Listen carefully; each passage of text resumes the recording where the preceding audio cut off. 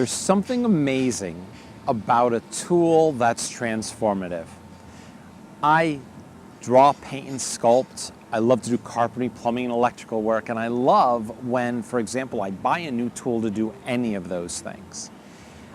Something that used to be very complicated to do, where I might have had to use 2 or 3 items to do it, or jury rig, create something to get around it, all of a sudden becomes, wow, that's easy.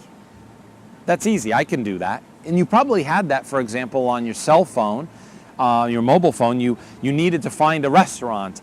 And in the past, you'd have to call a friend or talk to somebody. Now you can, in Asia, hit Open Rice. In the US, you can hit Open Table. And right there, you've got all this data and research to be able to, and feedback, to be able to make a decision where you're going to go. The ET development funnel is exactly this. And what we're going to do is we're going to throw the image up on the screen for you right now, and I'm going to go over a few pieces so that you will understand how the system works from a very top-down perspective. We're going to drill into the meat, but I need you to just visually be able to understand this. And I don't want you to be confused. When you're done, you're going to be able to use this. I will also note that if you're reading Paid to Think, and even through these videos, Paid New Product and Service Development was a 40-hour, 42-hour course at NYU. It was not a short course. It required learning and time. I can only do so much in what we're doing here today, but it's going to be enough to get you to move forward, to make some of the better decisions that you need to make. So let's take a look at the funnel. If you notice above the funnel, at the very top, we don't even start with the funnel. You will have organizational strategy, profit, nonprofit, government, military, education, and you have business line strategy. And I've tried to throw those together so that you never forget that your products, services, internal or external, have to meet the needs of the organization. So let's do an extreme. Let's say you're an NGO or a nonprofit and you're involved in green, sustainable environments. You would not want to create a product that has high concentration of metals or plastics or something not biodegradable, or you would probably eliminate them. You wouldn't create a carcinogenic material. It wouldn't fit you. So we're starting from the top and always remembering, as people who are decision makers, that we have to go back to our original motive, our original design, our original desired outcome. And that's often forgotten. That's why you see sometimes a person ends up where they are in life because they didn't have those filters on. I'll give you a quick example. The guy that threw in the Kobayashi Maru, who said that to me as a writer, and we were talking about his future one day, and he said to me, David, you know, one day I get a call from a guy who says, can I write about business? And I wasn't really a business writer, and I took the job because I needed the money. And because I did such a good job, I got somebody else who called me off of him, and I was selling that I could do that so I could make more money. He said, fast forward, I'm doing all this business work, and I really don't like it. So he was creating a service, writing for business people, and in the process, built a business that he didn't even like being in because he forgot the desired outcome. Remember, strategy, planning, we've talked about this, is what to say no to, not always what to say yes to. So looking at the model, we started with those two, and then you'll see the big funnel. And that funnel has a whole bunch of balls in there. Those are those gumballs we've been talking about. Those are ideas. And they're different sizes. Some of them have massive impact or massive reach or massive profitability margins, and some of them have small. We're not going to judge the ideas. You've been in meetings where people said, let's just ideate, no judgment. Challenge is people judge very quickly. What they're doing is they're putting filters on. Those ideas then pass down through the first screen, which is, and these come from an idea bank. We'll talk about that later. Some of the ideas you've done in the past can be thrown in there.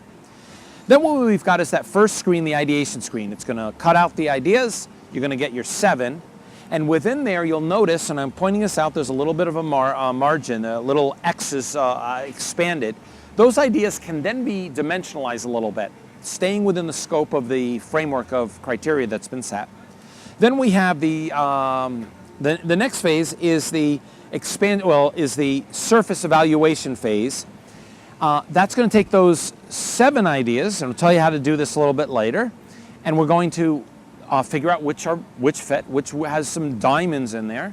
We're going to drop it down to the next level. We're going to do a lot more research. We're going to go to the detailed evaluation, And then we come to the bend in the curve. And that was done intentionally. That's significant for you to say, on the left, you see we had ideation, we had elimination. Those two phases we just went through, those two activities we just went through. And then we had a transitional turn. And that's the determination. Did we really have an idea here that we can work with? Oftentimes, people are so vested in coming up with a new product that they do it anyway. But they don't need to do it anyway. This is where you say, economics of thinking, economics of timing, no, no, no. I'm not going to develop a product that won't work for me. I'm going to really wait until I've got something that works, because it's better to spend nothing on nothing than it is to spend a lot on something that won't work. And then along the bottom, you're now going to see the multiple phases, multiple phases along the way, as well as gates. And we're transitioning to a great gates here.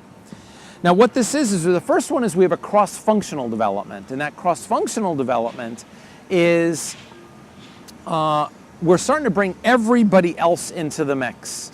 We've been, throughout the system, and again, we'll talk about this, we're letting go of silos. We're bringing in different groups, all to participate.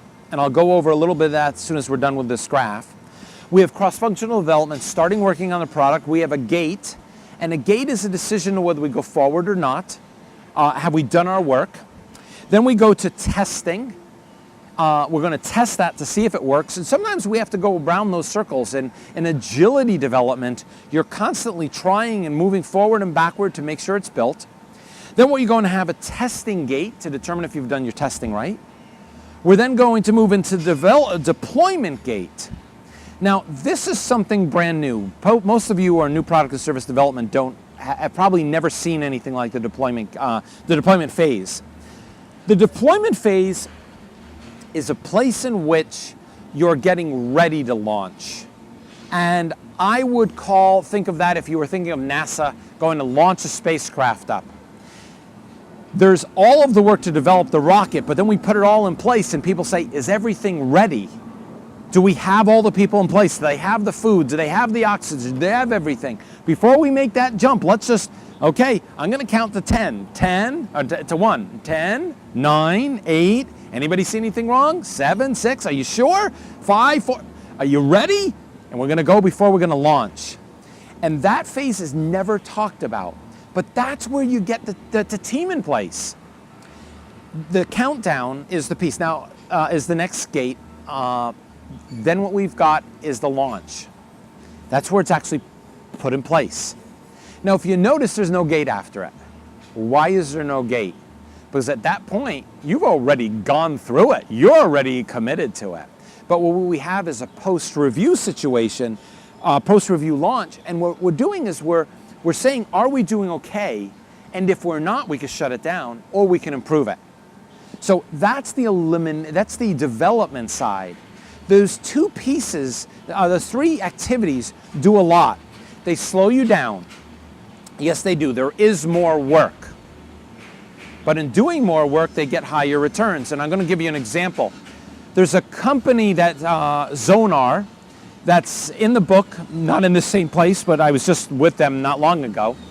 And they develop software and hardware to help people who are in the trucking industry be able to get an improved mechanical safety performance. And what used to happen is a truck driver would walk around the truck and do an inspection, write things down, and it would take just a few minutes for them to do it. They'd get in their cab and drive away. What they did was they put RF technology in 6 places around the semi. 2 in the front, 2 be on the tractor trailer wheel, and 2 at the end. And the driver had to physically get to that station and it would say, I'm here. It moved from about 2 minutes to a little shy of 15 minutes to do the walk. But what it forced the driver to do is look at the lug nuts, look to see if there's a safety issue, if there's any oil that's coming out. It was forcing better decision making. It also then, that data came back and it said to the maintenance people, hey, we got to get the lug nuts in, the tires need to be repaired. It helped them to make better decisions. So this might take a little bit longer, but it ends up with higher returns. It also does something that Every organization I deal with has these challenges. Some people call them smokestacks, some people call them silos. What a silo is in an organization is where people work in their own little area. They don't talk to somebody else. They come up with their ideas by themselves. What new product and service development, what enterprise thinking does, paid to think does, is if you notice, there are no silos.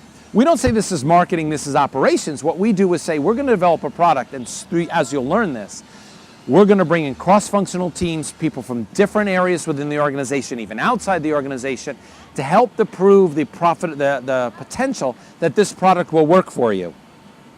So in this, what we're doing is we're primarily thinking. We're not building the product through these phases. The majority of it is thinking. You're paid to think. The objective is for you to think something through well enough so when it goes to market, it's going to work. And it'll empower functional groups, senior level groups, frontline employees, external people to be able to manage their operations, to be able to be included in the process early on. So it's extremely powerful. I've seen it work wonders. And the reason it does is it's what you do naturally, but often missing steps. And what we're doing is we're taking a great new product guy, whoever that may be, or woman, we've broken their heads down into these phases and said, how should it really work? And you'll be amazed at how this tool will transform your thinking. So that's an introduction. We're going to go into every one of those phases and gates. We're going to give you some of that information. We're going to show you how ideation, elimination, development works. And this is a great start.